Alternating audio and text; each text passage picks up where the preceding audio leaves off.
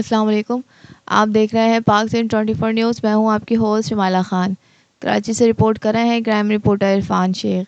پاکستان پیپلز پارٹی ڈسٹرکٹ ویسٹ کماڑی کے جنرل سیکریٹری اسپیشل اسسٹنٹ وزیر اعلیٰ سندھ علی احمد جان، اسپیشل اسسٹنٹ وزیر اعلیٰ سندھ کماڑی آصف خان نے پرانا گولی مار کے نیو اسٹیشن بے نظیر انکم سپورٹ پروگرام کے آفس کا دورہ کیا اور انتظامات کا جائزہ لیا، جہاں غریب مسکین بیواؤں اور ضرورت مند لوگوں کی رجسٹریشن ہوگی، جس کے بعد ان کی حکومت سندھ مالی مدد کرے گی، جس کا افتتاح جلد پارٹی کے اعلیٰ قیادت کے ہمراہ صدر لیاقت حسکانی اور MNA ناز بلوچ کریں گے. اس موقع پر PS 114 کے انفارمیشن سیکریٹری سلیم عباس، مصطفیٰ عبداللہ بلوچ، واجہ فیض محمد، صدر لال جان بلوچ، انفارمیشن سیکریٹری حبیب خاص خیلی، سینئر نائب صدر وقار خان سواتی، چیئرمین ولی محمد، وائس چیئرمین شوکت بلوچ، کونسلر ناصر ندیم سواتی، سینئر اقبال بلوچ، چیئرمین علی رضا رند، صدر رحمت اللہ یونس خاص خیلی، وارڈ صدر پرویز خاص خیلی، ریکارڈ سیکریٹری آصف بلوچ، یوتھ آرگنائزیشن PS جنرل سیکریٹری عامر بلوچ، میر ولی دشتی، ارشد تنولی،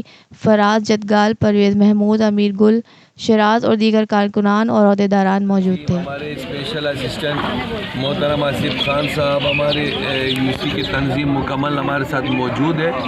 بہت خوشی کی بات ہے کہ یہاں پہ بہت بڑا جو بے نظیر انکم سپورٹ کا مسئلہ تھا، اس میں بہت سارے تقریباً کراچی کے کارڈ بلاک کر دیے گئے تھے.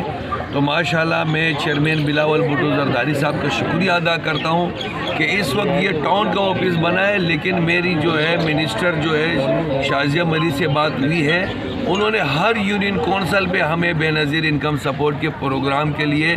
چاہے وہ پرانے کارڈ بلاک ہو چکے ہو یا نئے رجسٹریشن کے حوالے سے ہو، وہ انہوں نے ہمیں جو ہے یہاں پہ آفس بنا کے دینے ہیں، اور تاکہ ہم اپنے عوام کو زیادہ سے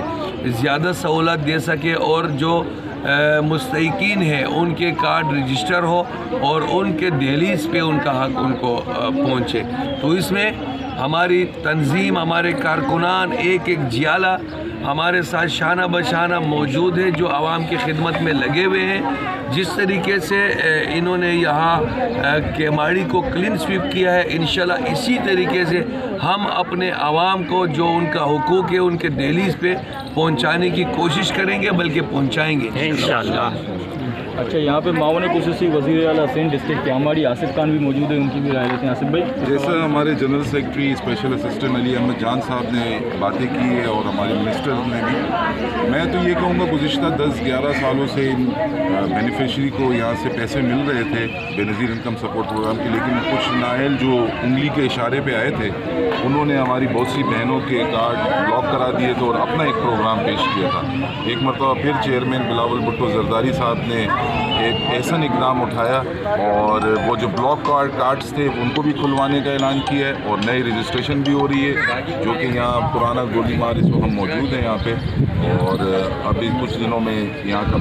باقاعدہ افتتاح بھی ہوگا. اس میں ہمارے MNAs، ہمارے سینیٹرز، ہمارے چیف منسٹر جو بھی ہوگا وہ آئیں گے. آج علی بھائی میں وزٹ پہ آئے اپنی تنظیم کے ساتھ، مصطفیٰ بھائی ہے ہمارے ساتھ، اقبال بھائی ہے، باقی دوست سب یہاں موجود ہیں. تو انشاءاللہ ہماری کوشش ہوگی، علی رضا ہمارے سیکنڈ ٹائم UC کے چیئرمین بنے، وہ رحمت اللہ، ہماری کوشش ہوگی کہ عوام